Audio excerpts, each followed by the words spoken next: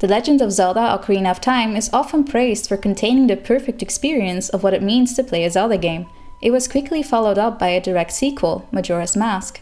While Majora's Mask is known for its gritty approach to storytelling, it is not quite true that Ocarina of Time is its more cheerful counterpart. If you know where to look, the truth may surprise you on how tragic the game actually is. My name is Vortexxy Gaming, and I'll be joining Game Over Jesse in a search for the answer to a question that's been around since the release of Ocarina of Time. Do sages need to die in order to be awakened? After we become an adult in Ocarina of Time, we are told we must gather all of the sages in order to stop Ganondorf. We are told to look in each of the temples for its respective sage. Sariah in the Forest Temple, Darunia in the Fire Temple, Princess Rudo in the Water Temple, and so on. Seems straightforward enough, and at the end of the game they all work together to seal Ganondorf. Happy ending, right? Well, not exactly. Ocarina of Time gives strong evidence that to become a sage you must first die, and that not you, but your spirit goes on to become the sage. This can also be seen in Twilight Princess in the scene showing Ganondorf being sent to the Twilight Realm. All of the sages have a spiritual or a ghostly presence with no face.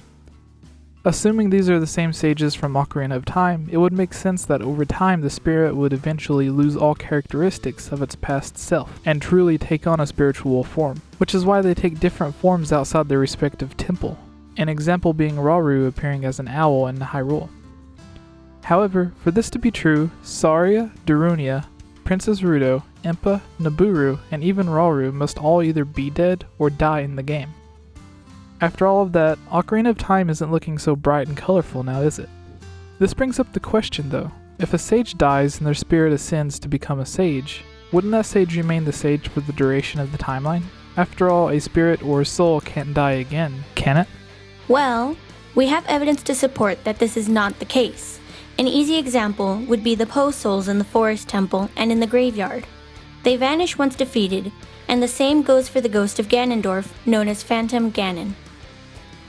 Perhaps once a soul or spirit ascends, it can survive until all of its energy or power has been used, giving them enough time to complete their task or any unfinished business they may not have done when they were alive, which is why Dampé's ghost and the Poe brother spirits remain. They need to pass on knowledge before finally resting in peace.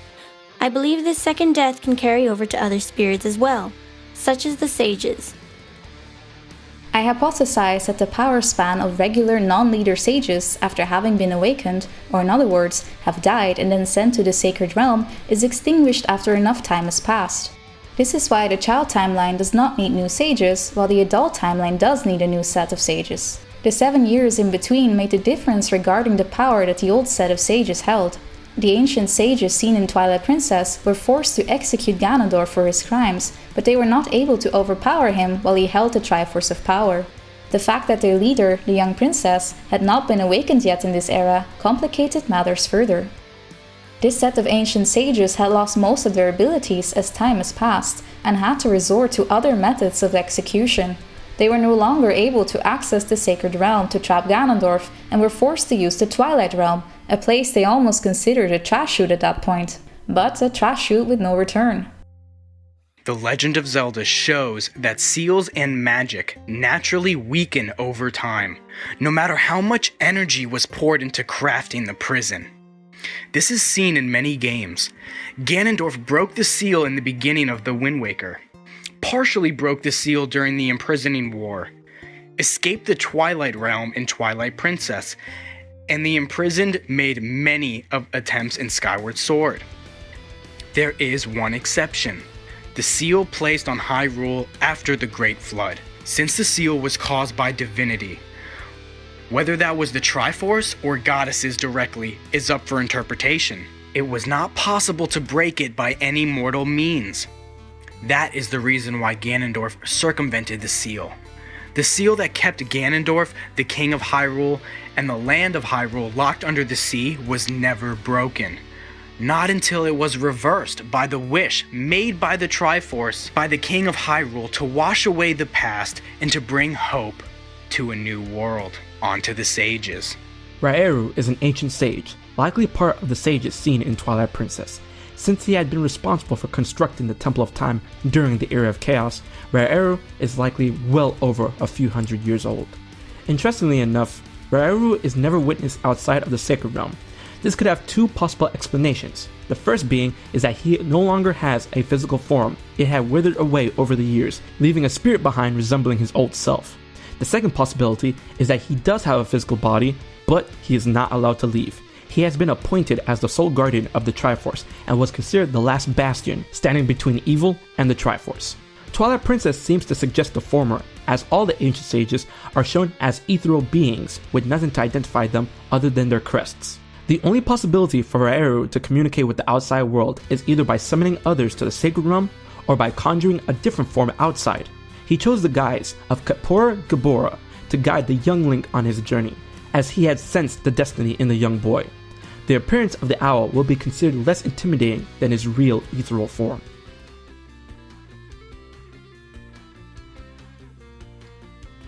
Sariah entered the forest temple after hearing the pleas made by the forest spirits.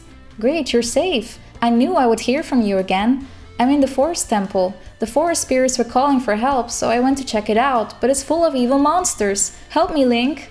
The tainted state of the forest temple was able to be sensed all throughout the Lost Woods. An evil wind is blowing from the direction of the forest temple. Sariah left, saying, "I have to do something about it." Sariah went to investigate, likely believing she could soothe or aid the forest spirits, but she was captured almost immediately and dragged into the forest temple. Sariah, as a frail Kokiri, stood no chance against Phantom Ganon and his ilk. Once you awaken her, she says, "Because I know you. No, you don't have to explain it to me. Because it is destiny that you and I can't live in the same world. I will stay here as the forest sage and help you." But Sariah, despite having lost her life, keeps her promise that she made earlier in the game. As Link is warped out of the Sacred Realm, she whispers that she will always remain his friend. And the most damning of them all, Mido mentioning after he awakens Sariah, "Oh, I see. Sariah won't ever come back." Why would he say that? Because she died. Darunia perished in his fight against Volvagia as he did not have the Megaton hammer. He remarks, right before entering the fray, that he does not expect to win since he does not have the legendary weapon left behind by the great Goron hero. "I will go on ahead to try to seal off the evil dragon. I'm concerned though, because I don't have the legendary hammer. But I have no choice, Link. I'm asking you to do this as my sworn brother. While I'm trying to deal with the dragon, please save my people. The prisoner cells are in the opposite direction. I'm counting on you, Link." He seemed aware he would not make it, but felt compelled to stall the dragon so Link would have the time to free the captured Gorons. Darunia is the only one who went to the temple with the immediate intention of sacrifice. Princess Rudo manages to enter the boss room before you have, but she is nowhere to be found physically. She does, however, cry out that the water in the room is no ordinary water. After Morphe is defeated and Link is taken to the Sacred Realm, Rudo says, "As a reward, I grant my eternal love to you." Well, that's what I wanted to say, but I don't think I can offer to you that now. I have to guard the water temple as the Sage of Water. Now I ask you, why would she say this when only hours before she said never forget the vows they made and that she requests Link's help as she's going to be his wife? She knows that she can no longer pursue Link because she has died, and in order to perform her duties, she has to let go of her mortal love. While this can be interpreted that she no longer can physically leave the water temple at the moment, and that's the reason why she can't be together with him, she probably could have worded it differently in that case. She could have said something along the lines of, "Once we defeat Ganondorf, we can finally be together," instead of flat out giving up.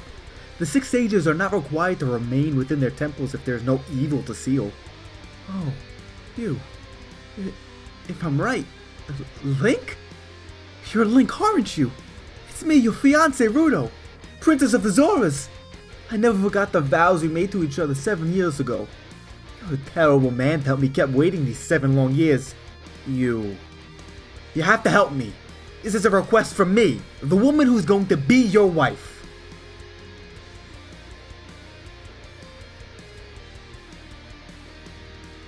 A terrible thing has happened. The evil shadow spirit has been released. Impa, the leader of Kakariko village, had sealed the evil shadow spirit in the bottom of the well, but the force of the evil spirit got so strong that the seal of the well broke and it escaped into the world. I believe Impa has gone to the Shadow Temple to seal it up again, but she will be in danger without any help. Since Impa had already ventured into the Shadow Temple far before Link had, he is racing against time to reach Impa before she succumbs to the darkness. Impa remarks after being awakened, "It is up to you to protect the princess," implying she can no longer fulfill her destined Sheikah duties because she's no longer among the living. "I have to stay here. You go to Princess Zelda's side and protect her on my behalf."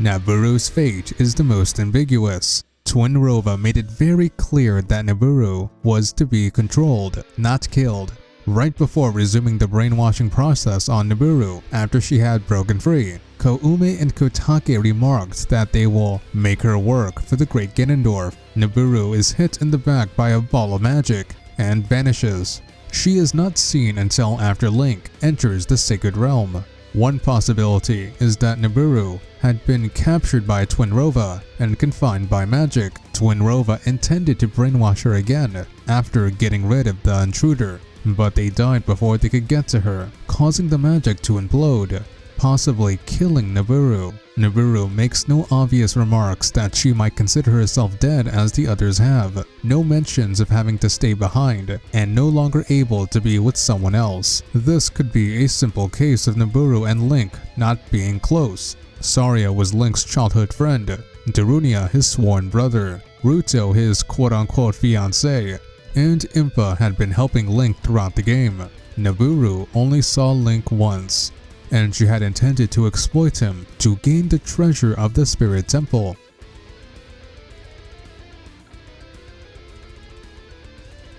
Now we will move towards evidence of the sages as a group being dead, as opposed to each individually, and comparing them to Zelda as the leader of the sages and to other sages from other games. Inside Ganons Tower, you are tasked with solving the puzzles of each room housing a sage. The 6 sages are depicted as translucent, spirit-like, and are able to appear and vanish at will. This is very unlike Princess Zelda, who does not seem to possess any of these ghost-like abilities. This could indicate that the 6 of the 7 sages are deceased. Some additional information to show you that the set of sages could potentially have different rules to their ascension or praying requirements. In the Wind Waker, it is shown that the sages powering the Master Sword must both be alive and present within their respective temples. Ganondorf seems to be aware of this fact and henceforth targets the Sage of Wind and Earth to annul their prayers. In Ocarina of Time, he does not know the whereabouts of any of the sages. He sought to kill them, however, because he knew they were instrumental in opposing him. His plan was simple. Lure each sage to their respective temple by tainting the temples with darkness. Each sage would feel the call of the Sacred Realm and venture into their temple, and be killed. Ganondorf himself would never have to lay a single finger on any of them, or spend years trying to hunt them down. Finally, we make our way to Zelda. I think Princess Zelda is a special case and an exception to the normal rule that applies to the sages. After all, she is a sage, and she hasn't died yet, has she? Well, you're half right. Zelda is alive and well, but thanks to Skyward Sword, we know that Zelda contains the spirit of the goddess Hylia inside of her. With Hylia sacrificing herself and being reincarnated as Zelda, this would allow Zelda to become a living sage, as the spirit inside of her has already left its physical form. However, Zelda, just like Link, cannot fulfill her duties as a child. Similar to how Link needed to become an adult to fulfill his destiny as a hero, Zelda also needed to become an adult before receiving her powers from being a sage. This is why as a child we see Zelda as a normal Hylian. However, once she becomes of age, she learns a great deal of magic which likely comes from the spirit inside of her awakening as she becomes an adult. She is able to transform herself to her secret counterpart, Sheik. She is able to speak telepathically just as some of the other sages, and she is able to use enough power to keep Ganon from moving. However, this brings up the question of the sages in the other games and Zelda's role as a sage. I think this can be explained easily. For example, in A Link Between Worlds and A Link to the Past, a 7th sage appears as well as Zelda. This would mean that Zelda is no longer acting as a sage. I think this is due to, once again, Zelda in those games being too young to act in the role of a sage. So another sage is appointed to the position until her power is awakened. This is similar to how a queen regent works in our real world, where a close blood relative, usually a guardian, will reign temporarily until the heiress can take over. I would like to take this time to thank all of you for watching this Zelda theory and subscribing to this channel. I would also like to give a special shout out to AnglaKey for supporting this channel on Patreon. If you would like to support this channel as well, please head over to patreon.com/GameOverJesse and check out all the tiers for cool prizes and giveaways. Have your topics discussed in a future video, have access to early videos and scripts, have your ideal made into a video, join us on future theories or discussion videos, have yourself drawn as if you were an anime or Zelda character like the ones shown here, and much more.